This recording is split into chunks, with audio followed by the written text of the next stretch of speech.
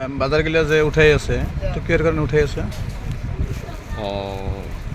এইবিলাক আমি মানে গৰিব এজন দুখীয়া মানুহ মানে তাৰ মানে ল'ৰা ছোৱালী নাই, তাৰ ঘৰৰ গিৰেকো নাই, বৃদ্ধা মানুহ, তাক আমি মানে এই বাজাৰবিলাক মানে ঈদৰ কাৰণে আমি কালি শুক্ৰবাৰ নামাজৰ আগতে আমি মানে এতিয়া দৰিদ্ৰ মানুহৰ ঘৰত যাই হেনে আমি মানে বাজাৰগিলা সহায় কৰিম বুলি আমি কৰি আছো।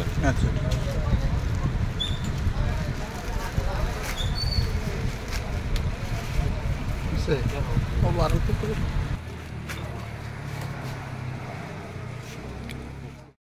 আসসালামু আলাইকুম বন্ধুসকল, মই আশা কৰোঁ আপোনালোকে সকলোৱে ভালে আছে আৰু আপোনালোকৰ দোৱাত ময়ো ভালে আছোঁ। বন্ধুসকল, আজি আমাৰ মইলাপাতাৰ বাজাৰৰ নাইচ NGO গ্ৰুপৰ তৰফৰ পৰা এটা দৰিদ্ৰ গৰীব অসহায় মানুহৰ ঘৰত আমি কিছুমান গালামান বাজাৰ আৰু অলপ নতুন জামা লৈ সহায় কৰাৰ কাৰণে আমি যাম বুলি আশা কৰি আছোঁ। গতিকে আপোনালোকে আমাক কাৰণে দোয়া কৰিব, আমি যাতে সেইটো ঘৰত ভালদৰে যাব পাৰোঁ আৰু তাক যাতে সহায় কৰিব পাৰোঁ, আৰু আপোনালোকে আমাৰ লগত থাকি আমাৰ ভিডিঅ'খন চাই থাকিব।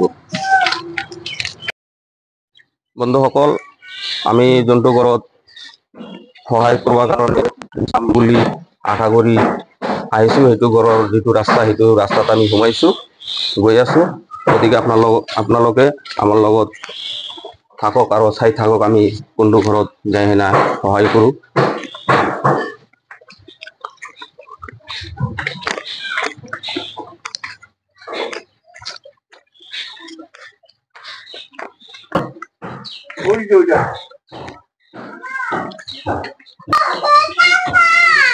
ঠাণ্ডা আমি যোনটো ঘৰত আহিব খুজিছিলোঁ আহি পালোঁ। বন্ধুসকল, আপোনালোকে দেখি আছে আমি কিমান বেয়া ৰাস্তাত থাকে, কিমান তলত থাকে, আপোনালোকে যে দেখি আছে। এইটো ঘৰতে আমি আহিব খুজিছিলোঁ, গতিকে আমি আহি পালোঁ।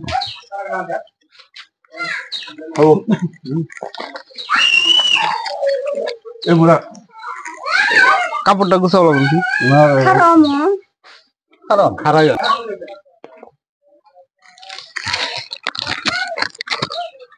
বুড়িমা ভালে আছেন?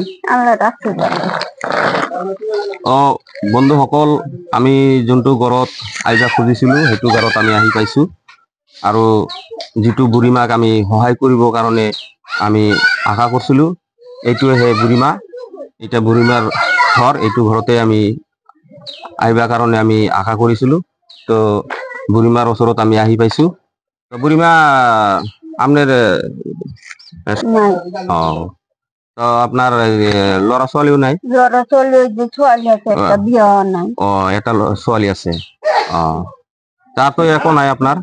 আৰ নাই, এখন মানে বোনেৰ ঘৰে থাকি। বুনিৰ ঘৰত থাকে না? ঘৰ বাড়ি নদী ভেঙে নিছে। নদীত ভাঙি লৈ গেছে, বুনিৰ ঘৰত আহি আপনি মানে এইটো ঘর বনাই আছে আর কি। ঠিক আছে। তো বন্ধুসকল, আপোনালোকে তো মানে দেখাই পাব লাগছে আৰু শুনা পাল যে তাৰ ল'ৰা ছোৱালী নাই, গিৰেক নাই।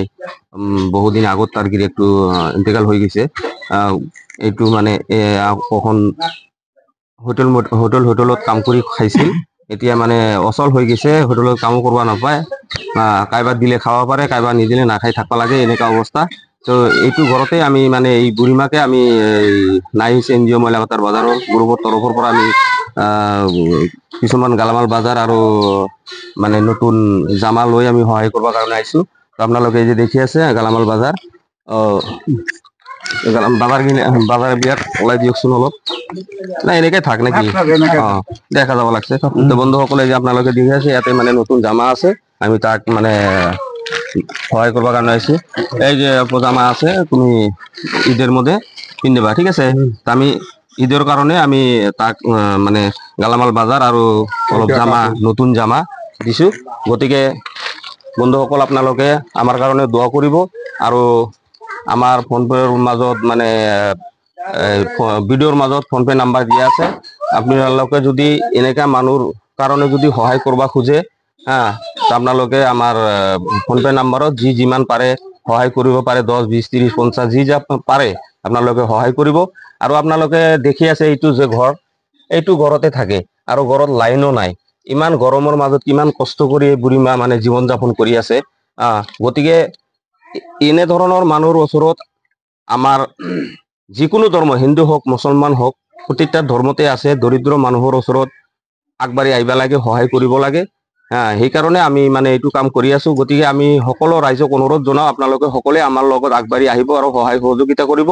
আৰু আমাৰ ভিডিঅ'খন দেখি ভাল লাগিলে লাইক শ্বেয়াৰ কমেণ্ট কৰি দিব আৰু আমাৰ ভিডিঅ'খন ছাবস্ক্ৰাইব কৰি দি আমাক যিমান পাৰে সহায় কৰিব আৰু আমাৰ কাৰণে দোৱা কৰিব। আৰু আমাৰ কামৰ মাজত যদি কোনো ধৰণৰ কিবা ইফাল সিফাল কথা মাত মাতাৰ ভিতৰত যদি ইফাল সিফাল হৈ যায়, তেনেহ'লে আমাৰ নাইচ NGO গ্ৰুপটোক ক্ষমা কৰি দিব বুলি মই আশা ৰাখি শেষ কৰিলো। দে আহো হা। অ